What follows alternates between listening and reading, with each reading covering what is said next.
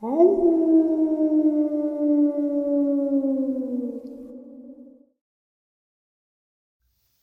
and salutations, everyone. I hope everyone is doing well today, and welcome to today's upload. Guys, it is Saturday already, and if you've been with the channel for a while, you know what that means. Saturday Nightmares live from New York, our live stream at 12 a.m. Eastern Standard Time. I hope to see you all there, but that's not why we're here now. We are here for some terrifying Dogman encounters. Before we get into them, though, a couple links. As many of you know, I rely on Patreon, PayPal, channel membership, and the merch to help the channel to continue to grow and go. Links to Patreon, PayPal, and channel membership is in the description below, merch displayed directly under the video. Also, Dogman Frightening Encounters, Volume 1 through 3, the audiobook versions. They were written and researched by Tom Lyons, narrated and produced by me, Jeff Nadolny. Those audiobooks are available on Audible, Amazon, and iTunes, links to which are also in the description as well. And finally, last but definitely not least, if you'd really like to help support the channel to continue to grow and go, simply subscribe. It doesn't cost a cent. Click that like button, takes half a second. If you don't want to miss out on any of the informative uploads I put out daily, click that bell icon, and folks, please leave a comment. Why? Well, because all these things really do help the channel to continue to grow and go, and yes, they definitely matter. Now, everyone, I have taken far too much of your time. Let's jump into today's upload, shall we? Guys, today's upload is an animal control officer. Let's get into it. Hannibal, how are you, my friend? I'm good. Good, brother. Thank you for taking some time out of your evening to spend with us. Now, we talked for a little while prior to the interview and got to know each other a little bit. I know that you're going to kind of recap on the first experience that I shared with everybody, but you've got some other stuff that you want to share. So I'm going to turn the mic over to you. I don't know these experiences, and I think that's the best way to go about it. So the mic is yours, my friend, and feel free to share how you want to. Okay.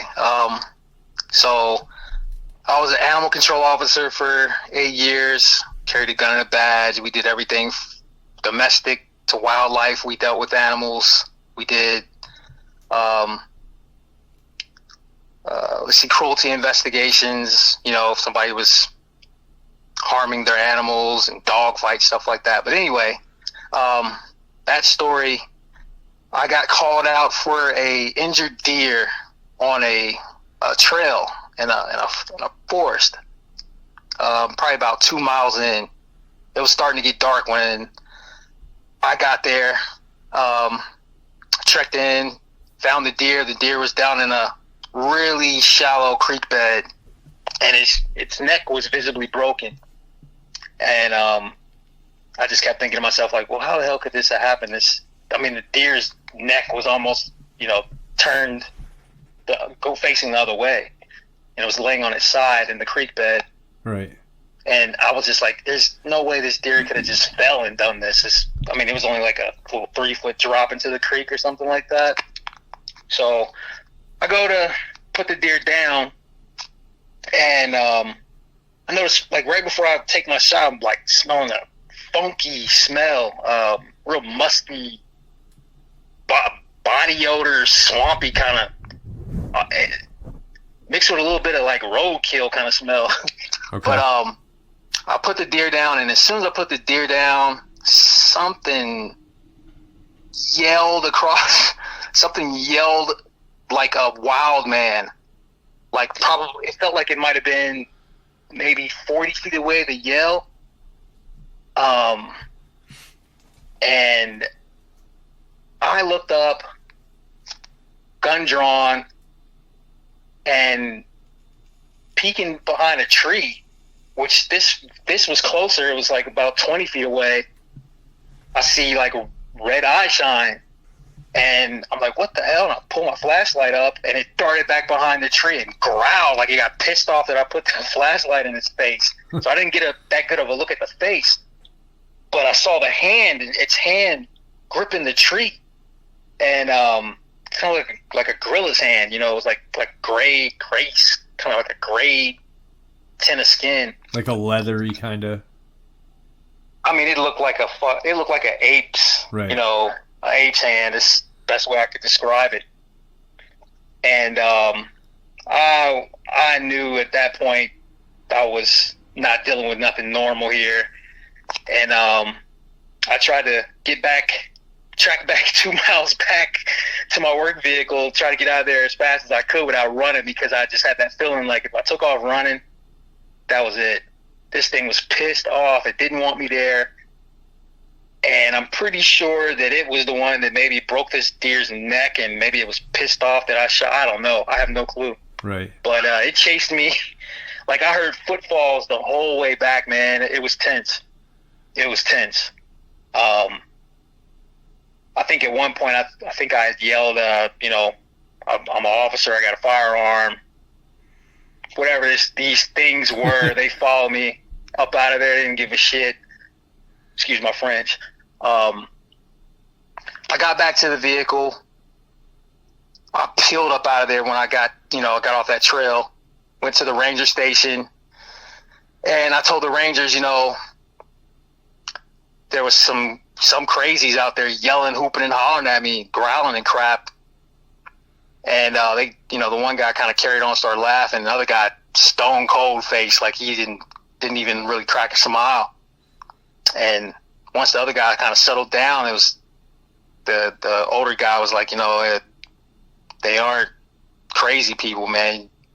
You know, they're Sasquatch. And I looked at him like, are you, you know, kind of like, are you serious? Like, I kind of knew what I was dealing with, but I, you know, didn't know if they were, you know, messing with me or if they were serious. Yeah. But then the other guy was, you know, laughed at first. You know, he was like, no, really, we don't go out there at night because how territorial they are. Like, they chased us off a few times. One guy said he's fired a shot. So wow. That's that story. So that, like, pretty much just at that point, I mean, I don't know how prior to that experience whether you believed in them or not, but at that point. Oh yeah, I did. Yeah. Yeah, I mean, like I told you anyway. You know, my family is Porch Creek Band of Indian, so yeah. My mother's aunt used to talk about Sasquatch, Dogman. Yeah. Back before people were really talking about Dogman, so I was really, aware. Yeah, that made it solid though for you.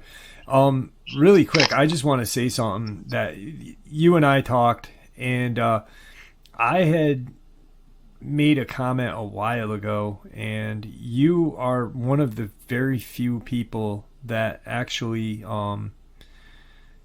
kind of solidified this statement that I had heard when I was younger from my family who are Native American. And, you know, I was told that there was a tribe of Dogmen that not literally, but figuratively walked hand in hand with Native people across the Bering Strait when it was a land bridge. And you had, you know, pretty much stated the same thing. And I was like, wow, that really, you know, I've never heard someone say that. Yeah. Yeah, well, my mother's aunt said they traded with us.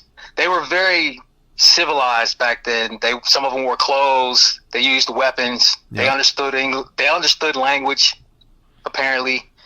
And they helped us fight off some things, too. Yeah. It was really cool just to get...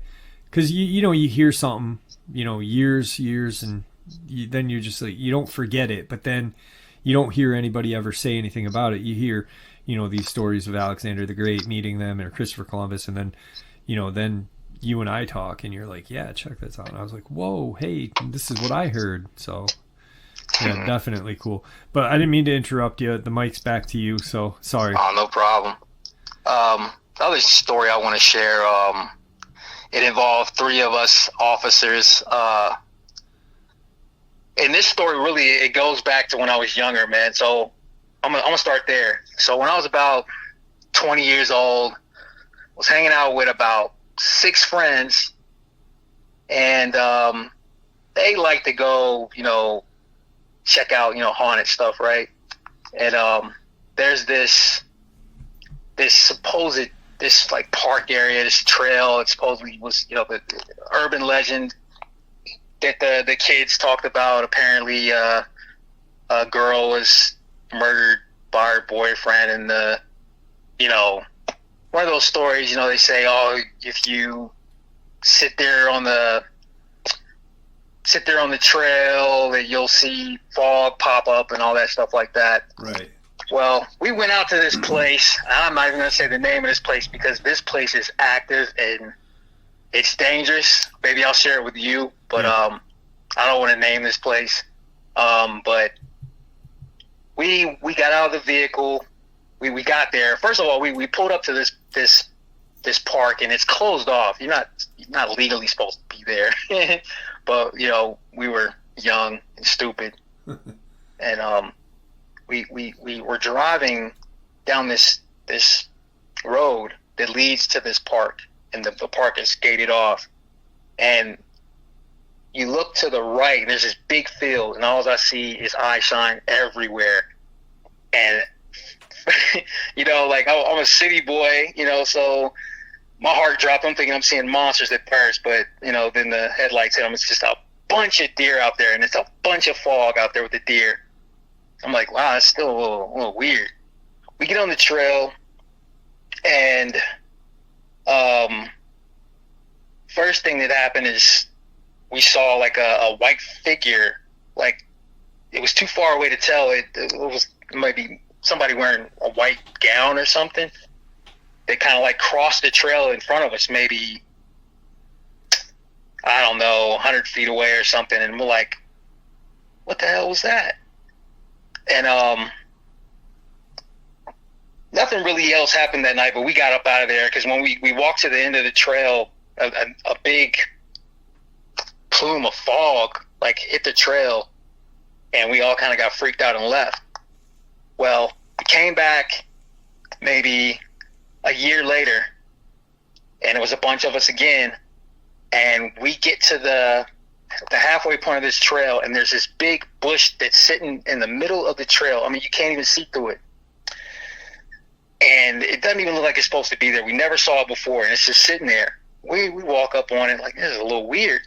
All of a sudden, growling, like deep, nasty growling, and the bush starts shaking, right?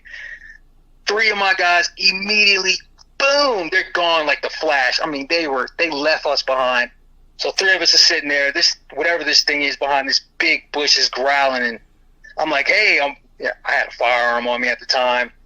I said, hey, I have a gun, and it didn't acknowledge that, and then the bush literally started moving towards us, and I mag dumped.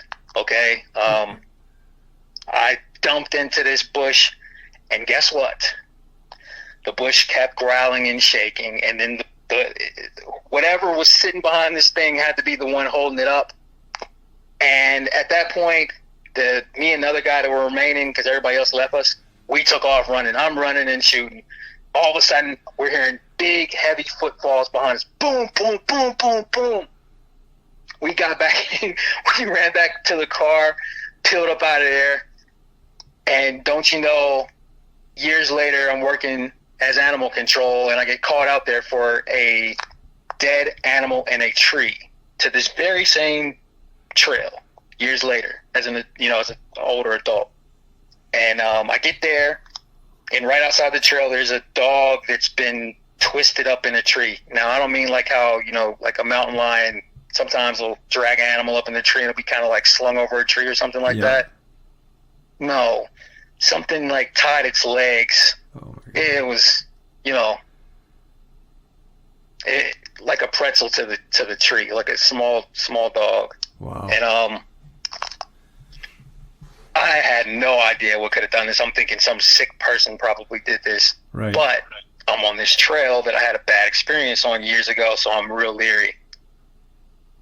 I look around. I was really no proof of anything, so I left. Got called back out there again, and maybe I can get one of the officers that that experienced this with me to call in to verify this with you. But this time I called back up. I'm like, oh, I'm not going back out there. Let somebody else needs to experience whatever the hell's going on. And once again, all three of us get there, and in the same freaking region, not the same tree, there's another dog hanging by a tree. So, you know, it's starting to get dark. We say, all right, well, we're just going to walk the trail. And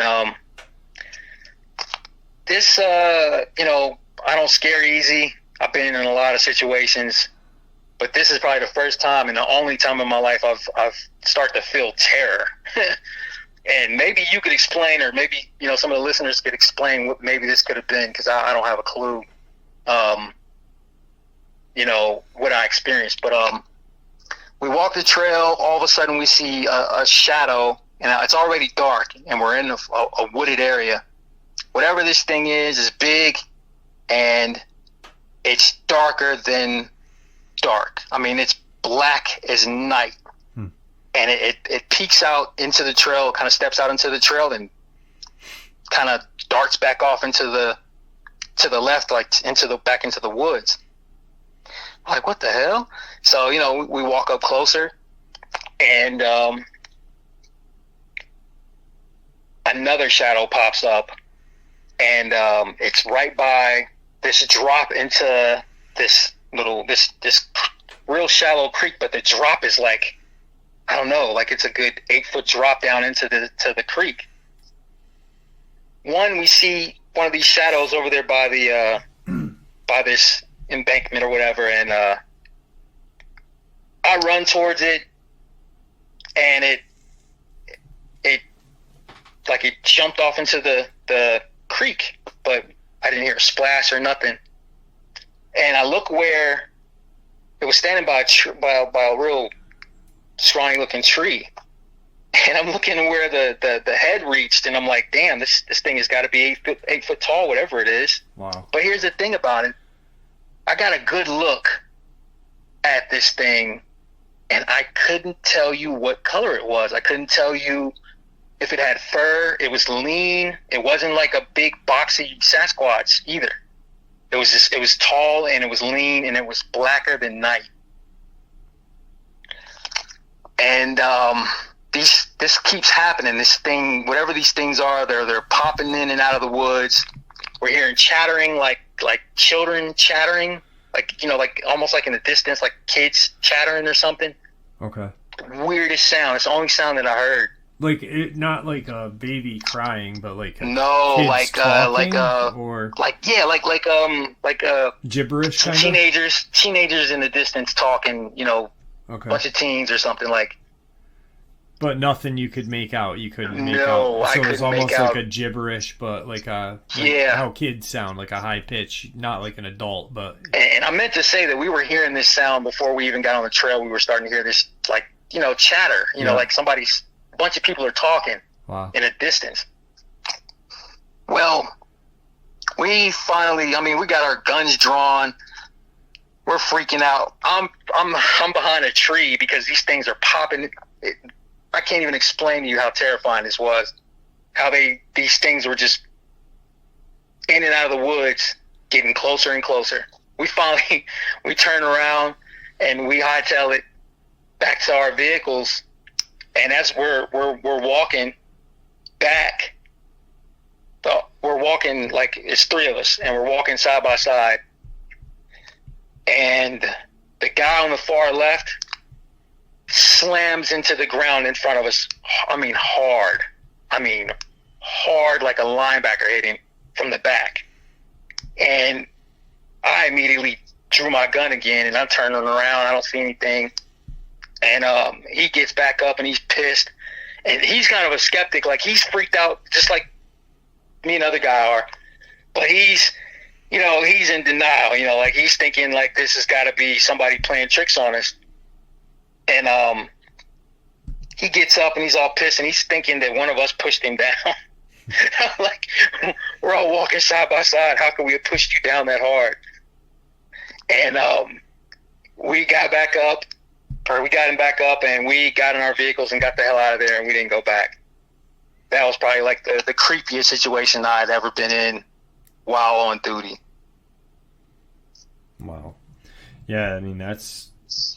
What did you have any kind of speculation of what this thing could have been? Like, with the other people that were there, did you guys kind of talk about... The one guy that got pushed, like I said, he believes that in weird stuff, man, but he was so, like I found out later, he was so freaked out. Uh-huh. We all were, because, you know, at one minute we're thinking, oh, there's hunters messing with us, you know, like,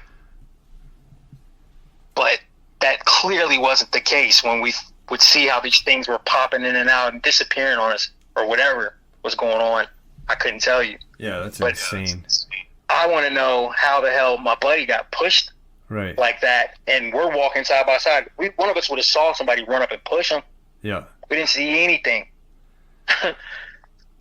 There's something out there. I remember I met an old guy, and he told me, yeah, you know, there's a family of Bigfoot that the families that live behind that trail are protecting. This old guy told me this. I don't know about that.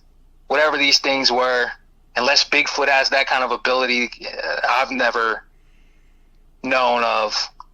Yeah. I don't have any kind of speculation for what they could have been. That's really I don't strange. think they were ghosts. They weren't spirits. They were physical, but for some reason, black as tar, just black. Yeah. Yeah. And obviously, I mean, they, you know, people have heard spirits and, you know, poltergeists making physical contact, but True. I mean, these things had some sort of, you know, a different kind of physical presence, you know. Yeah, to be able to tie I promise dog, you, like it definitely was not some, you know, ethereal, you know, being. This thing was solid. Yeah. You know, whatever these things were, they were solid. They were bigger than us. Now, at the time, I was 240 pounds. I could bench 350 then. The other guy, he was about 270. He benched more than that. Another guy wasn't a small guy either. We all were big guys, and this thing dwarfed us. I'm just under 6 foot. I think I was probably the tallest guy, but I mean, these things were tall, and they were fast, and we all talked about it later, and we were like, you know, did you get that feeling that whatever you do, don't shoot at it? We all had. I had the feeling like I was, you know, ducked behind a tree, praying that one of the other guys didn't shoot. I had this weird feeling like if you shoot at it, it's going to escalate. It's going to get bad. Wow. It was like the most dreadful, ominous kind of feeling that I've ever experienced. Yeah, yeah. That's pretty incredible. Like, obviously, it's got to be... And I'm an artist. Like, I used to, you know, when I was young, you know, I used to draw comic books and all that stuff. But I went to school for graphic design. And... you know, like I remember somebody told me, why don't you draw some of the stuff you see? Like, well, I mean, I'd just be drawing a big shadow. Yeah, yeah. Now, do you feel like that was the same thing that was in the bush? Like, is that like from when you were younger? Probably. Yeah. That's pretty intense. And man, and like there's guys, man, I'm telling you, like when we encountered that thing, whatever the thing was holding up that bush, man, I shot 12 rounds of 9mm into the bush. Then, you know, I reloaded and was firing while running, and it was dark. You know, like at the point where I was running and shooting, I wasn't bothering to try to see anything, but we heard something running after, so I knew that whatever it was, there's no way it could have dodged everything behind that that I put into that bush. So, you know, well, that's pretty intense, man. Yeah. And like, we never found out what was going on out there. Did you ever get the dogs down? The oh yeah, yeah. We got them down and got the. Was there any kind of markings on them? Well, that's the thing. I guess I should have spoke about that.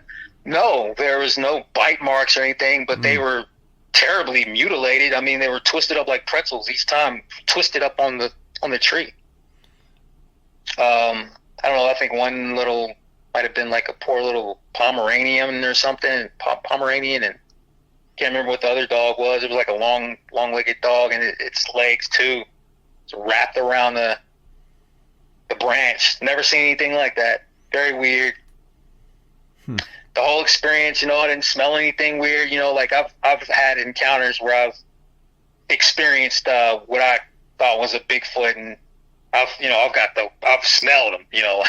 Like the time I told you the experience where I was after I put the deer down. Like I could smell that thing. It smelled to high hell. Whatever this was, I couldn't smell it, or if it had a smell, I was too spooked to pick up on it. Yeah, absolutely. I mean, that's friggin' terrifying. Your buddy getting pushed at in the same place. I mean, he went flying, man. It wasn't no normal push. It was like if you, ran at top speed and then, slammed into somebody with your whole body. Lay there and let that marinate for a while before he got back up. Right. Yeah, that's incredible. Wow. That's absolutely terrifying. And I can tell you about this place, and let me tell you about this. Since I was young, something always has happened when going out there. Even when we were on duty, when I was younger, and I can vouch that there's activity at this place probably all the time. We went back. I told you I did. Me and my coworker at the time, we because of that experience, we got into ghost hunting. Yep. Bought all this equipment and everything. Well, we went back, so that should tell you like how like if most people with any sense wouldn't go back to anything like that, but we went back, and we brought our cameras and everything. We got permission from the ranger, and we went back there, and sure enough, man. We had cameras out, and it's like a bridge. Right before the bridge, we weren't even there 10 minutes, and we hear something come flying up that creek bed. We're hearing branches and stuff breaking, and it's the same creek bed, about an 8-foot drop. Whatever this thing was running up that creek bed. Do you hear me? It ran up it, and I flashed my flashlight into the, we all did. We, put our flashlights into the bush to see what the hell was coming up the creek bed, and all I saw was brown fur. Now we don't have grizzlies in Ohio, right? I remember when I was on duty one time, a deputy saw a black bear, but that was near the Indiana state line. So this wasn't no freaking bear, whatever this was. So this is the first time that going there that I actually saw something other than blackness, and it was brown fur. And we aimed our guns and was getting ready to fire at that point. And it was like this thing knew and jumped back down, and we heard the loudest splash, man. This thing was heavy. I mean, it was heavy. And it went trucking. It didn't even bother to, like, cross the creek and run off into the woods. It ran straight down the creek, straight down the freaking creek, and then ducked off into the woods. And all I saw was like a shape, like I managed to, get my head over the embankment and look down into the creek to see like a dark shape, kind of duck off into the woods. Right. But nope, nobody managed to get a picture. That's whatever the hell it was. All I saw was fur. I didn't see a face, eyes, hands, anything. Is there? I mean, obviously you saw fur, so it's some sort of animal or creature or whatever.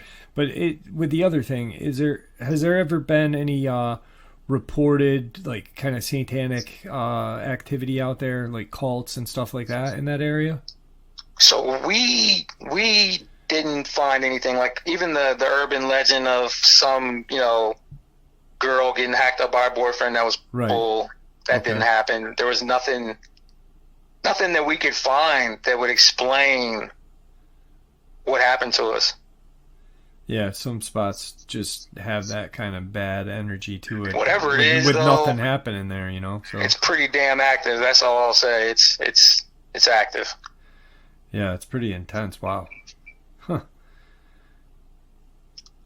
Now, I guess you and I had talked. Now, you had shared a couple of things with me, that your aunt who lived up in Alaska, right? Yeah. Yeah.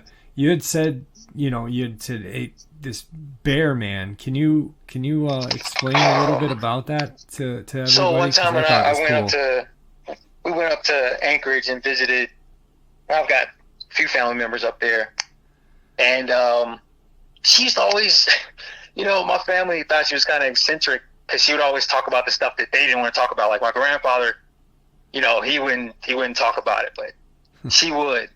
She would talk about stuff, and one day we sat down and she was telling me about this bear spirit. They say it's a spirit, but it's a physical being, and it's like, I guess any other kind of cryptid, it's a bear man.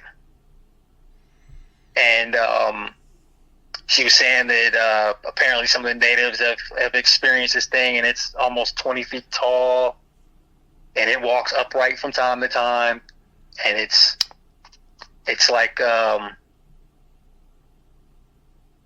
don't know. That's all she told me about it, like it. Yeah, that's she didn't cool. tell me anything about it attacking, but she just said that people see it, and it's so damn tall that when it stands up on its hind legs, you see it over the trees. Yeah. I love hearing like old. And it's like people are like, oh, well, how could something like this hide? Well, they're hiding somewhere. Yeah. There's something going on. Like, so I talked to a park ranger one time, and he told me a few really weird stories. Like, he told me about a time they were walking a trail and got into a clearing, and these trees were uprooted and then slammed back into the ground. If you can picture that. Yeah. Imagine uprooting a tree and then slamming it back into the ground by its top. Not upside down. So the roots were, yeah. Yeah.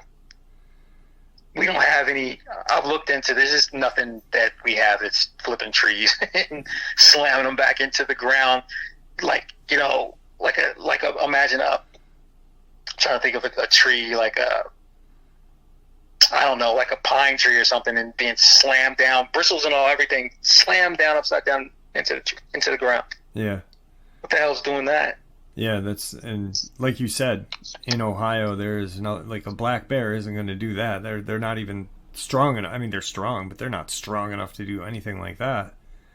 Plus, they can't pose their. They ain't happening. I know, big tree, and these are big trees. It's not like some little flimsy little Christmas. This is tree. You would think of like the Bible pre-flood giants. Yeah. Type of would do this. So there's some frightening stuff going on in the woods, man. Absolutely. And if you can ever, some of those rangers, the park rangers, will tell you some stuff, man. I've been told some stuff. Yeah. Some very weird stuff. You brought up an interesting point, and you and I talked about this too, which was cool. Like people with this bear man, where would something like that hide? Yada yada. People doubt that. Like I had said to you, where my town is in upstate New York, there are bear in the woods. Now, people who live in town would never see one unless it came into the village and climbed a telephone pole. We know that bear exists, but how often do we see a bear?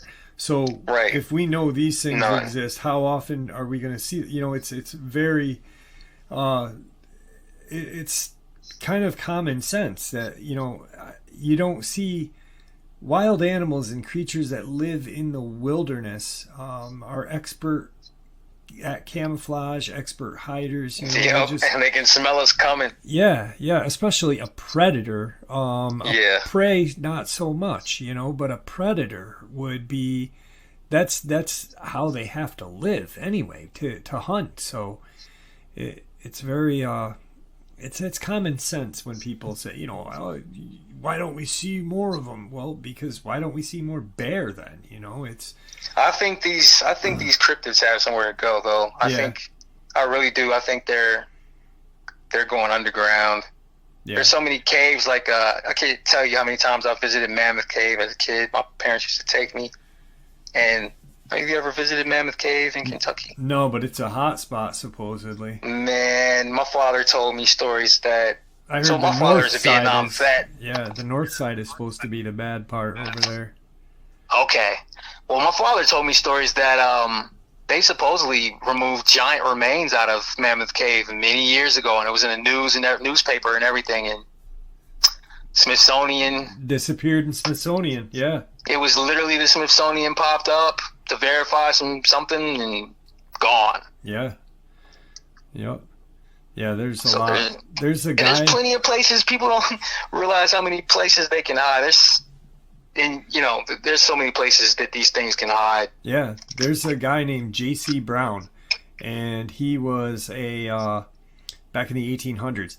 He was like an explorer, and he had started exploring around Mount Shasta in California and looking at old mines and stuff, and went into one of these caves.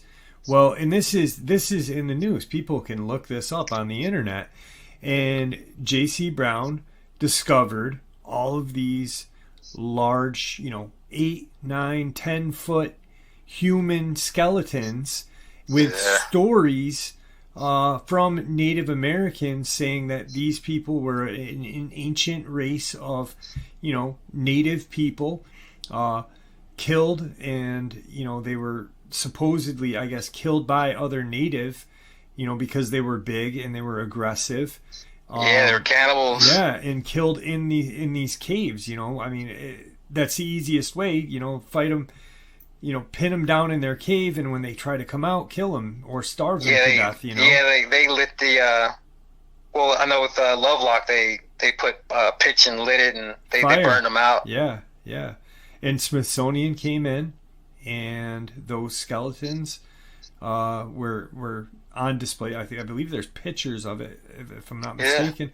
Yeah. And now we can't find any of it. Yeah, exactly. Yeah, it's pretty crazy how the government works, and they are the shadiest. So yeah, and people don't realize how much stuff gets covered up on a daily basis. Let me share another story. It's not my story. It's my buddy.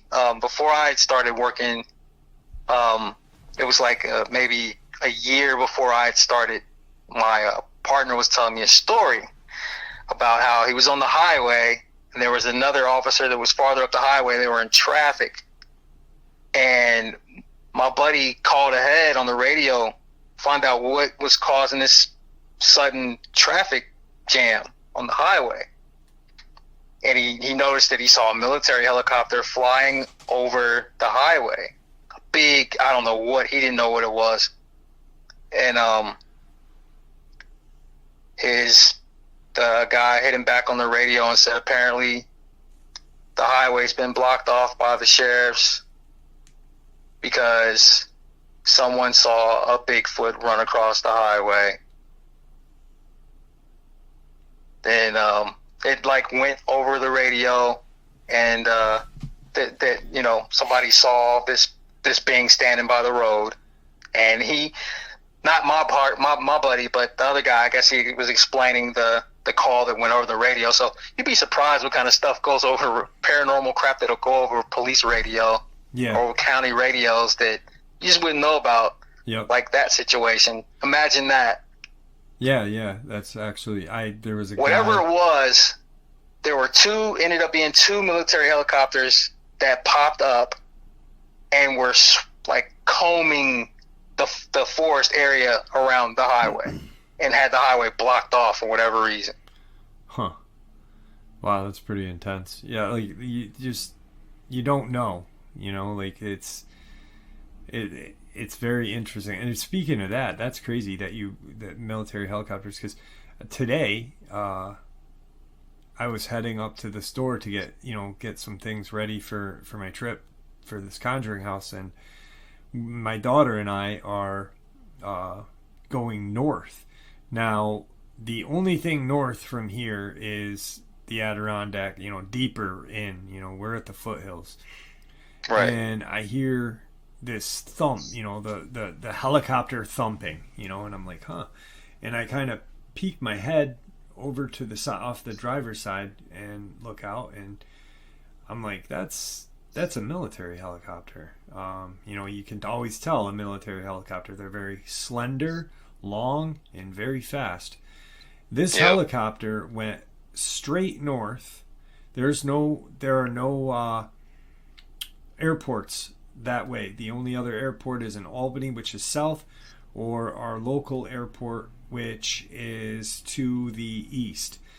This is going straight north. It goes up and it veers to the west just a little and then cuts back north. And I'm like, what the hell is he doing up there? It was just came out of nowhere. And that's something, I've lived here all my life. I know there's no military base up there. Dude, they be out there. They're out there being busy. They're up to something. Yeah, Usually, I tend to think that when you see stuff like that, which I've seen it a few times in life, where you see a military helicopter flying and with a searchlight, going over the forest. Like, what are they looking for? Yeah. And this was that sandy kind of, brown. It wasn't black. It was just like, the olive kind of sandy brownish green, color.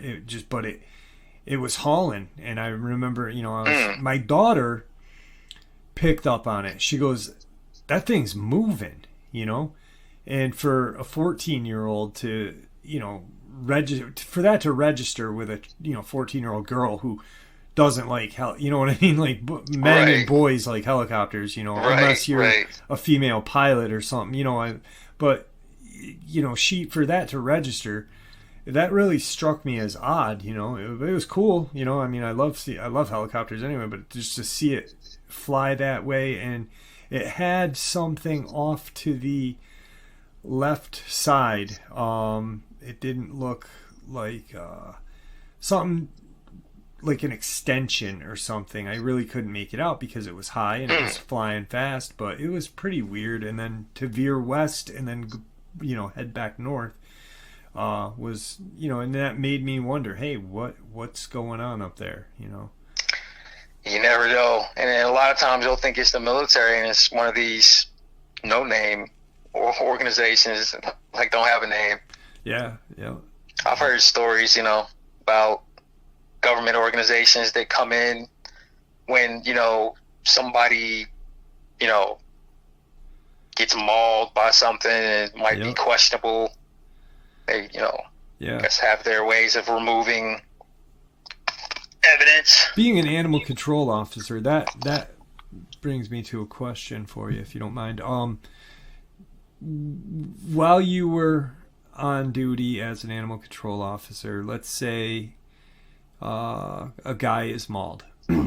You can't figure out, I mean, are you guys called to look first, or how does that work? So, like you don't know if it's a dog, cat, big cat, whatever. See, like in the part of Ohio I'm at, like it's mostly city. We have country, but the bear, like we don't have bears really. There's no bear. Like I told you about that one, and it's like a rare thing if like a bear might cross the state line or something like that. Yeah. And I did see a mountain lion one time, and that was just a fluke. Yeah. He wasn't supposed to be out there, so. Yeah. No, I was just wondering if you knew, like, if there was like a protocol to it, because, that's what I've been looking into. I feel like, so a person being murdered, the police would have showed up, and they, probably would have had the crime scene investigators just, find out what's going on with it. The only way they would have called us is if they knew the animal was still on the scene.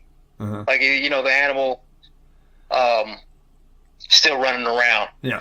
And in that case, like I don't know if you ever heard of the show on Animal planet called Animal Cops. No. But we've helped out a lot of the. We've actually been on that show before too. Okay. But we've helped out like because a lot of the animal control. Some of them don't have a doctor on standby that can, because when you use it like a dart gun, for instance, there were like times where we've had to, like I remember there was a time where we had to go somewhere to shrink a deer that had a bucket stuck on its head or something like that. Right. Had to shrink it to get the bucket off its head. Yeah, I didn't know if there was like a certain procedure of how that worked or not. Nah, they mostly would be the police that would be there. The only way that, like I said, the only way they would call us is if they thought the animal was still on the scene. Okay. But then a lot of times though, there are situations where if there was a situation where they didn't know that there was a body, and we stumbled across it, then, we would take care of the animal side of it, whatever animal aspect of it is. And then sometimes, even depending on the situation, we even might have to contact the game warden, depending on what's going on. Yeah. Speaking of big cats, you had shared something with me earlier. Oh, yeah. Do you mind sharing that? Sure.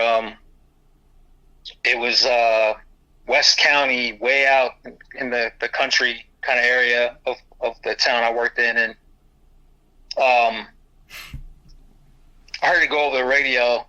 It was like it was actually a sheriff who went over the radio. He was saying that, or he got dispatched. He got dispatched out to this location for a bunch of people in distress or something, and he went out there, and then I heard him go over the radio saying, yeah, I got eyes on some kind of big, really big black cat. It's big. And I'm like, all right. And then, of course, I said, well, I'll respond out there. I get on the scene, and, of course, it's gone, whatever it was. But the thing that, and the whole time I'm thinking, like, I was probably just a big old mastiff, a big old goofy dog out there running around scaring these people. If I get out there, there's like 20 people standing outside their houses, all saying they saw a very big cat. Like, a jaguar, but the way a lot of people were explaining it was bigger. Yeah. So I don't know what, like bear-sized or whatever. It was absolutely humongous, whatever it was, and it was just stalking around backyards. And it scared people so bad.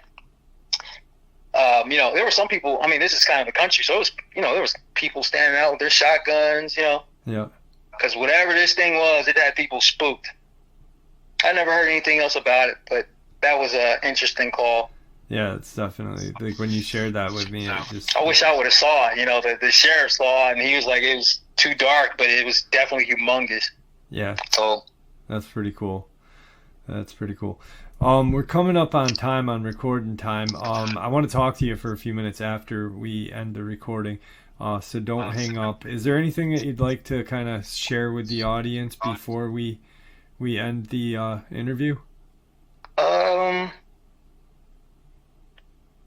Guess I could say, when it comes to like Dogman people, that thing is, it's, for the way it's been explained to me, it's as intelligent as a person with your dog's instincts. These things, they're very cunning. And maybe I'll share a story one day, another day with you. Yeah. But that's all I got to share for now. Awesome. Well, it was awesome having you on. I appreciate you you sending me your encounter, and like you said, you got a couple other little things that you want to share. We can set up a date. Don't hang up. I do want to talk to you before. All right. But it was great having you on. I appreciate you taking some time out of your day, my friend. Thank you. No problem. All right. Have a great night. You too.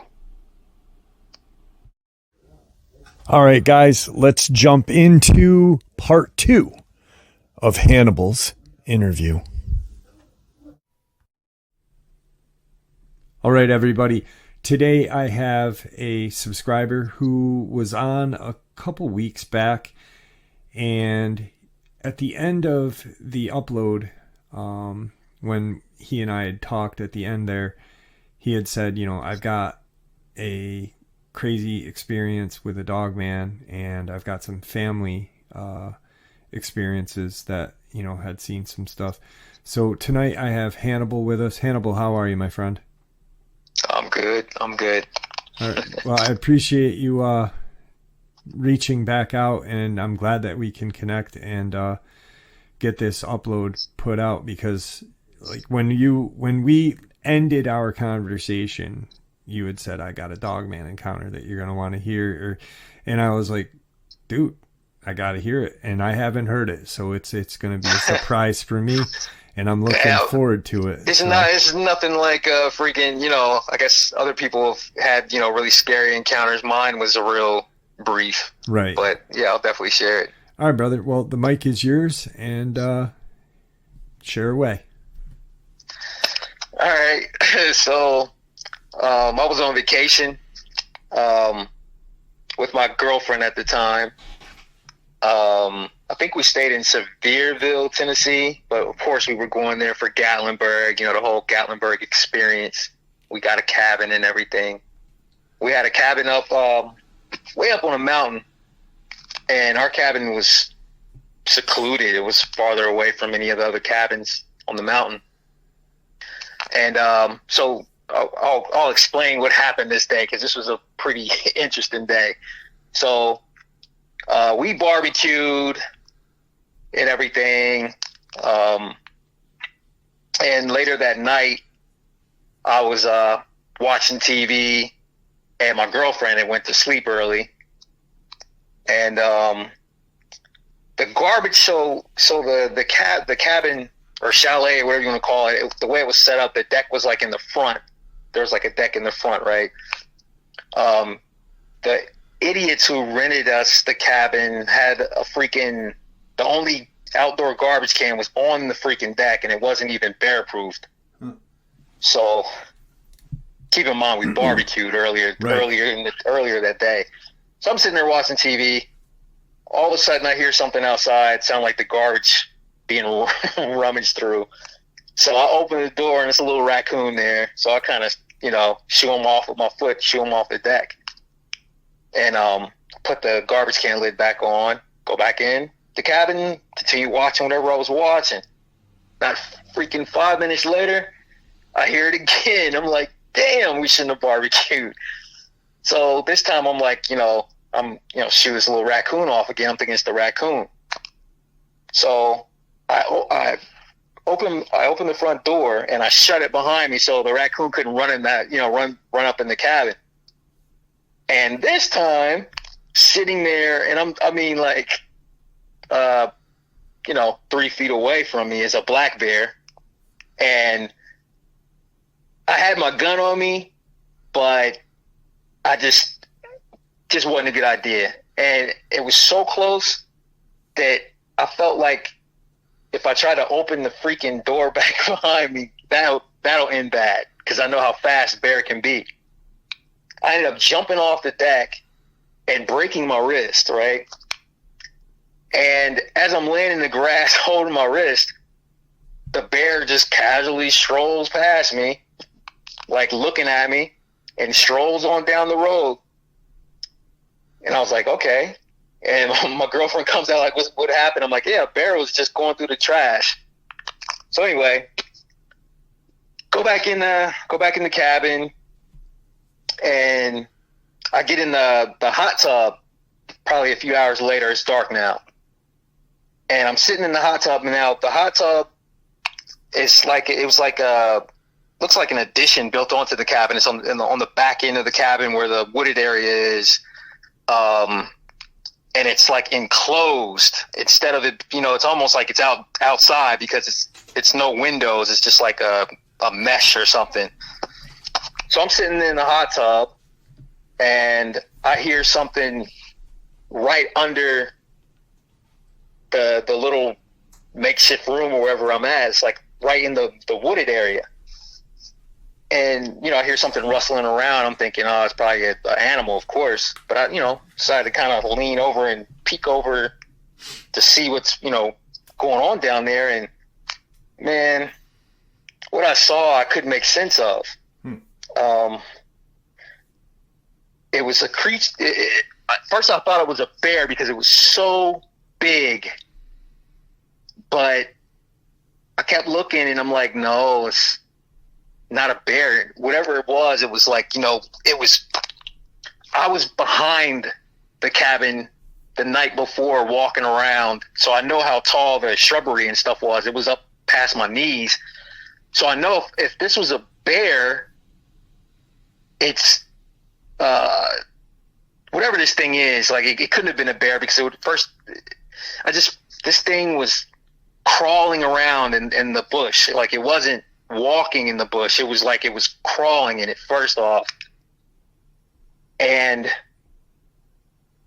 I'm looking down at it, and the light from the room is the only light that's shining that's allowing me to see this thing.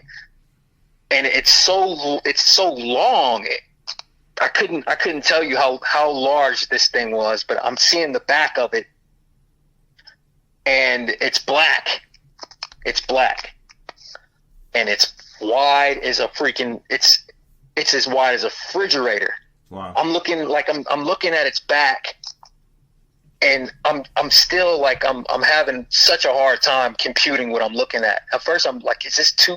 Like in my mind, I'm like, it's almost looking like I'm seeing two backs because it was so long, whatever it was.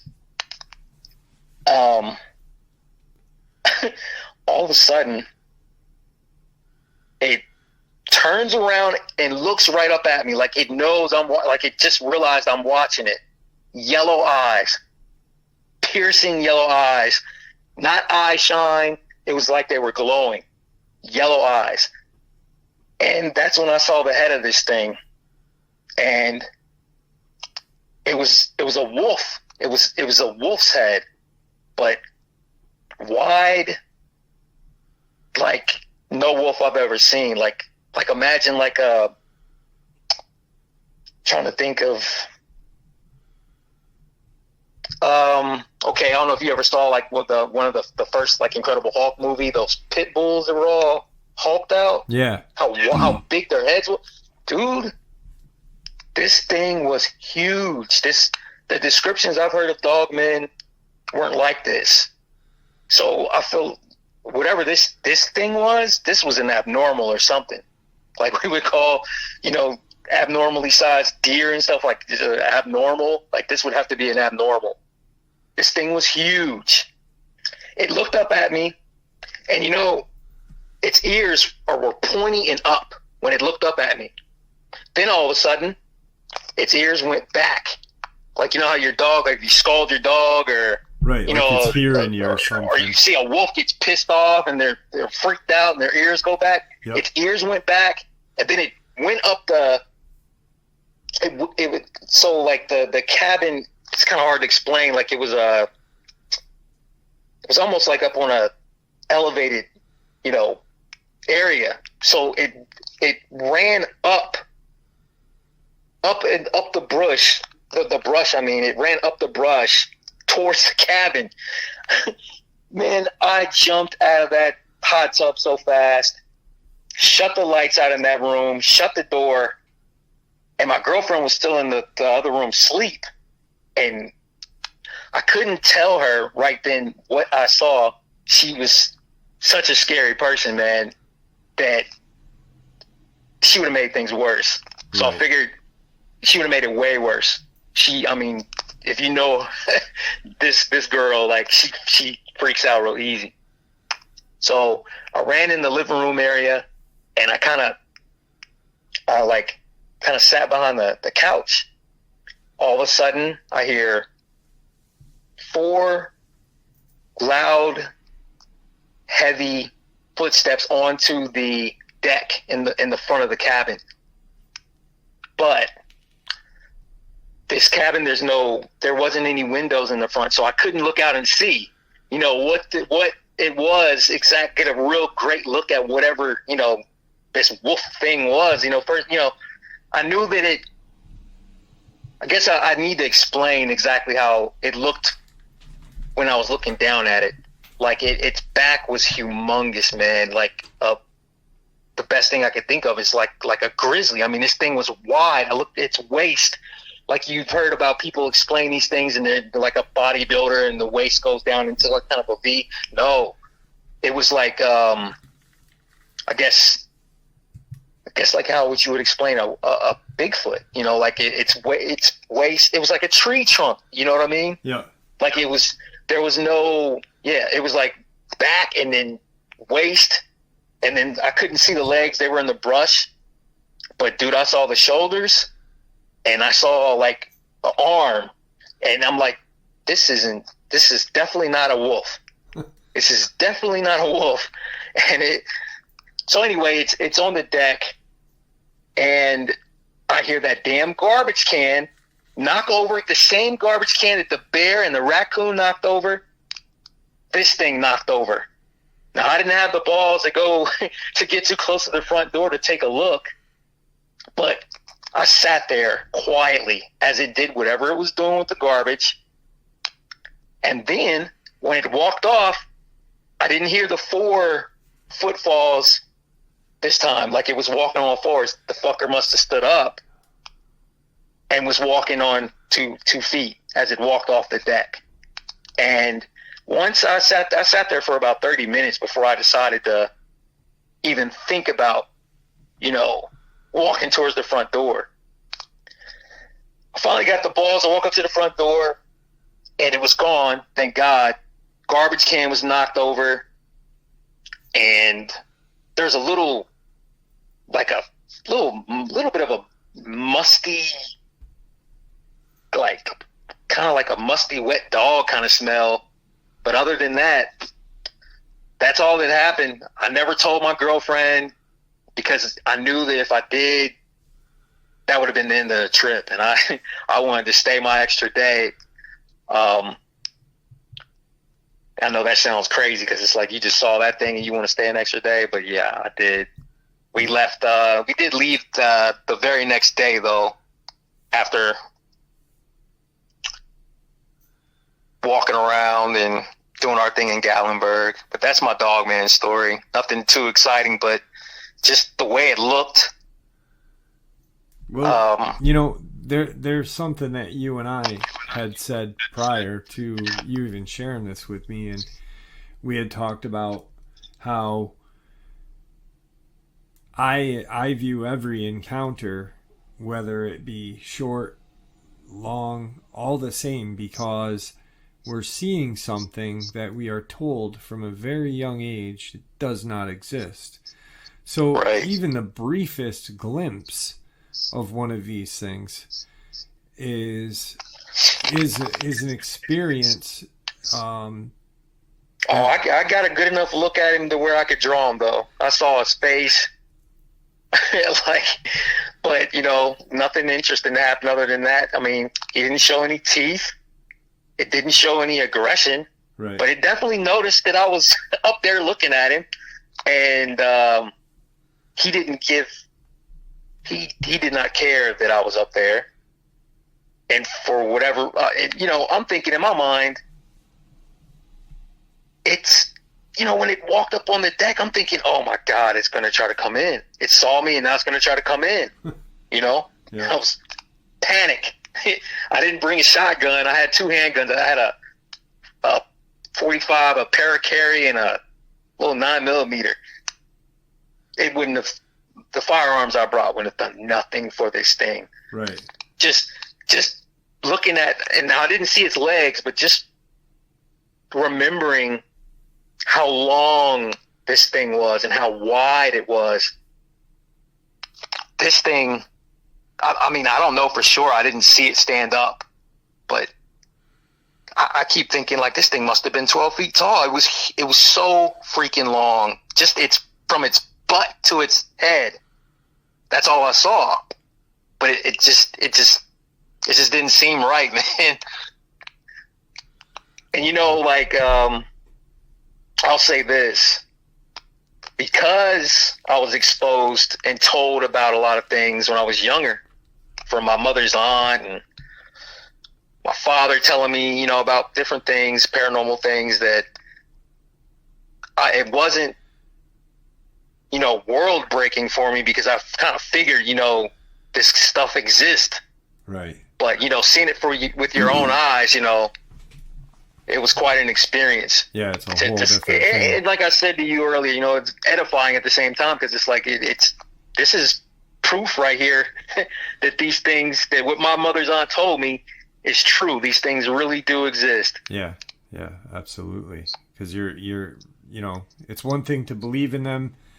If you have, like you said, your aunt had shared something with you, it's one thing to believe in them because someone told you about them, but when you see it, it's a whole different ball game at that point. Yeah. So your aunt, I'm assuming your aunt, my mother's aunt, your mom's aunt. So your great aunt had seen something and shared. Were you guys close? Oh, Is that man. how she had came to share this with you, or? Okay. So this story is going to sound out there, man, but I'm gonna tell it. Okay. Because she would have wanted me to tell it. She's passed away 11 years ago. Okay. So she's in Alaska. She's been in Alaska since I don't know, maybe late 60s, early 70s. And she got really cool with a family. I think they're called the Aleut people. I think the native people there, okay, at least in this region where she was at, they're called the Aleut. She got really close with this family. And, she kind of looked like them, so she fit right in. Well, their story is they were out grilling somewhere, out barbecuing. There was a bunch of them. And all of a sudden, and this was the sun was out, okay? So this is not like this was at night. They're grilling. It's a bunch of people, probably, well, not a bunch, but at least 12 people, 12 or, so people out there grilling, men, women. And she says all of a sudden a black wolf came kind of trotting up, and everybody was noticing how big it was. It was big as a bear. And it comes trotting up, and all of a sudden everybody gets up from the picnic tables and stuff and starts, backing away. Uh-huh. So all of a sudden she said it started running towards them. And then that's when everybody broke out except one lady. She said this lady left the bench to run, but then came back for her plate of food and then ran. And she said that this thing jumped up on one of the picnic tables and started chowing down. That it had arms and legs in broad freaking daylight. This thing did this, okay? And she said that the Aleut family, they ran away from the picnic area, but they didn't completely leave the area. Like they sat there and waited till it was done, and then they went back. And she told me that though the family they ran into this thing before, that this is like I don't want to say a normal thing, but most people would have ran the hell away, got in their cars, took the hell off, right? Right. Something like this occurred. These people didn't. And think about this. The one lady went back to get her plate of food. Yeah. Who does that? I wouldn't do that even for a black bear, man. Yeah. I know Alaska people are built different, man, but it just kind of told me that there's a possibility that, there's quite a lot of people who encounter these things. This family of people must have encountered this Dogman or some type of Dogman before, to where they didn't feel that they were in danger enough to completely take off. I don't know. But that's her story. It's pretty wild. Yeah. If you could just even imagine that happening. Yeah, that's pretty insane. And I believe her. I believe 100% that it happened. when she shared that with you, was she still in Alaska? Were you up there visiting? Yeah. Oh, okay. Yeah, we were visiting. Oh yeah, and so the Loop family, we hung out with them too, and she brought it up with I forget her name. It was like a family. It was like 2 boys, a daughter, and the mother, who she was about the same age as my mother's aunt, and she verified for me. She was, yeah, it, it ate all of our food, and she was pretty pissed off about it. She didn't, the way she told the story, it didn't seem to me like it was a frightful experience for her. It's like something that they deal with, and I was younger at the time. I was amazed at the whole situation that this could have happened. Yeah. And then this Aleut lady telling me, yeah, it happened. So, I don't know, man. That's wild. It seems like they're, How did the subject of that get brought up? I can't remember. You know why it came up? Because this one time when we went to Alaska, a jogger got mauled. Okay. On a trail that we ended up going on later, and my grandfather mentioned the lady getting mauled, and my mother's aunt started talking about cryptids. Okay. Wow, that's pretty crazy. And she was saying how yeah, a lot of times they'll blame these maulings on a bear, and it's not a bear. Yeah, that's exactly. And then she went on to say, like, well, she's like, well, like, I had an encounter with she didn't call it a Dogman. I forget what she called him, but yeah, that's awesome. Big wolf person. That's just, it's really, like, I say awesome because I have been for the last 2 years looking into a lot of these attacks, and that do not make any sense at all. Some make a lot of sense. Some, are clearly it was a wild animal, or it was a dog mauling or something like that. But then there's the ones that just don't make any sense, that fly under the radar. They may make the news for a couple of days, and then they are quietly swept under the rug. And that's very interesting that back then, even oh yeah, that but she was aware of it. Yeah, well, a lot of the natives were very much aware of it. Yeah. It's, you talk to the people in the city, like Anchorage, they'll say, oh, it's just a bear, whatever. But yeah, talk to some of the people around. It's just like the natives here, like you'll hear some history. Yeah, exactly.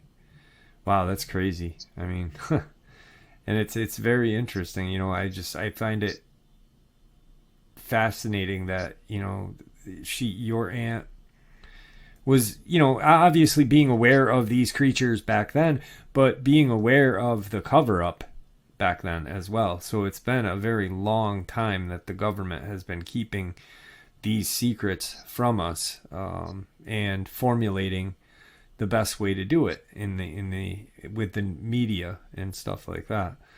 So yeah, definitely. Any other kind of family experiences with any kind of, up in Alaska or anything like that?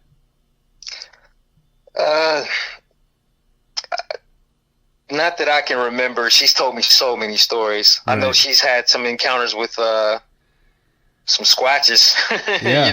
But I'll tell you a story that's my father served in Vietnam. Okay.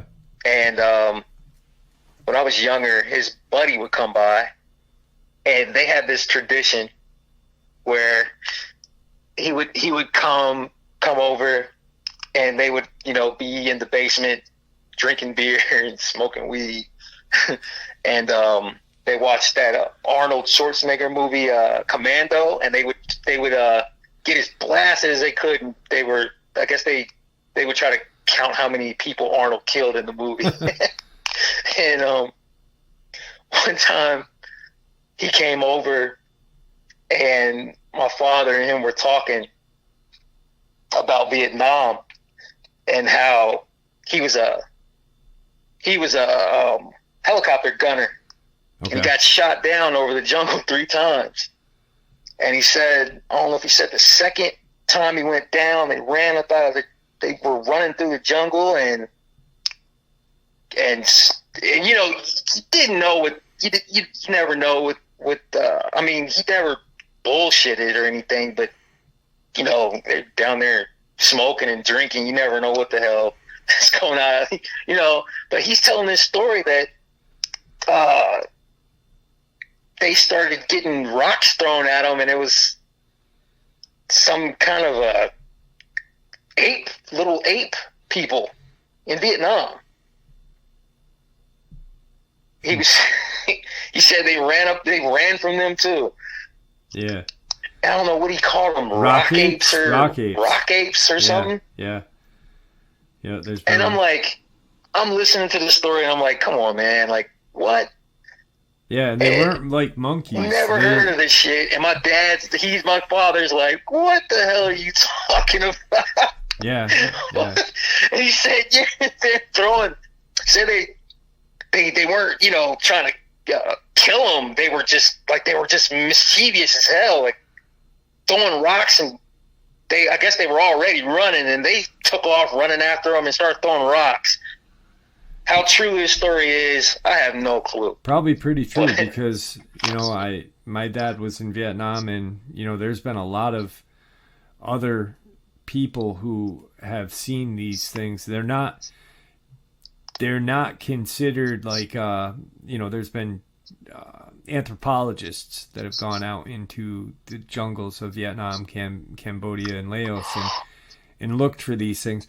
And supposedly I had heard or I had read actually something about the rock apes, and it was an anthropologist had written that he believed that even though they did resemble kind of a monkey or simian or whatever, that he thought they were possibly some kind of lost tribe that lived in the jungles of Vietnam and you know the east over there, because there are like cities that the jungle has swallowed up. He said this thing was covered in fur, though, man. Yeah, I don't know how that could be a person. Yeah, well, that's what the anthropologist said, you know, because with evolution and stuff, it was an interesting article, and you know, he just said possibly some, because they stood how they ran and how the bone structure was. So it could just be like a subhuman. Yeah.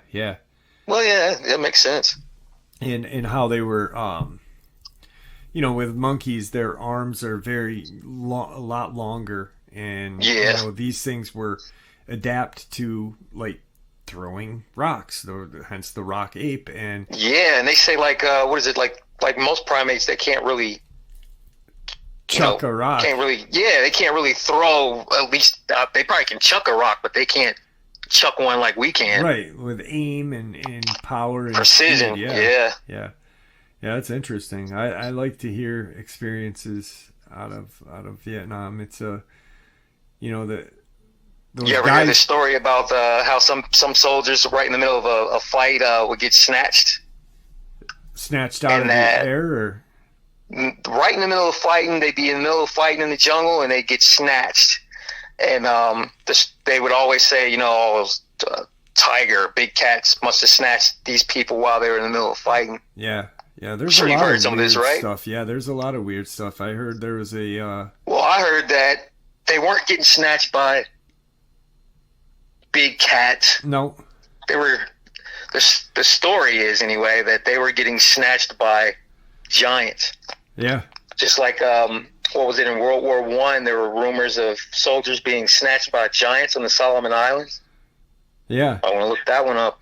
There was a story, an experience in Vietnam that there's two that I had heard that, well, there's many of them that I heard, but there's two that stick out. a group of guys had found a cave, and they were watching the cave. They were looking for the Viet Cong. They stake out this cave for a little while, and out comes kind of like a reptilian looking creature, probably 6-7 feet tall. And there was, more than one. One came out, kind of saw it, went back in, and I guess the troops ended up opening fire on them.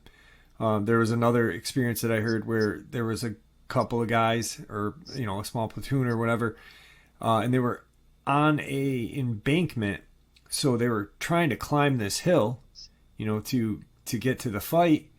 They're pinned down on this hill, and by the Viet Cong, and all of a sudden these rock apes came out and started to pick apart the Viet Cong and the American GI with, they weren't fighting any side. They were just, randomly going after beating everybody up. Yeah. And then, of course, there's the kind of tales of UFOs being spotted throughout the jungle, and, with helicopter. They're spotted in every war. Yep. Which is, it's crazy to think that, a UFO, that many sightings would be in Vietnam, but maybe they're drawn to the combat, to the action, something's going on. The heat of the moment. So you hear they've been seeing them in Ukraine. Oh, no, I didn't hear that. Yeah, well, that's crazy. Yeah. Well, do me a favor, don't hang up. I want to talk to you for a couple minutes before we end it, but I want to end this right now because coming up on time, but I want to talk to you after. So it was awesome having you back, and I appreciate you coming back and sharing your experience. I really enjoyed no problem. The your mom's aunt's experience. It was a refreshing thing to hear, being completely aware that these things exist, but also back then being aware that the government is covering this crap up is cool. So yeah. But Hannibal, awesome having you back, and have a great night, brother. You too, man. All right, folks, I hope you all enjoyed this interview as much as I enjoyed sharing it with you. I'd like to thank you all for supporting the channel. Your support is, after all, what helps this channel to continue to grow and go, and what gives people a place to share their theories, ideas, and experiences, judgment and ridicule-free, just treated with the respect that we all deserve. Everyone, please stay safe, happy, healthy, and ever vigilant, keeping an eye on our children, pets, family, and friends. These creatures are real, they are out there, and they are dangerous. Share this information with those you love and care about, and it may just help save their lives someday. Until next time, never stop asking questions, never stop searching for the truth, and God bless.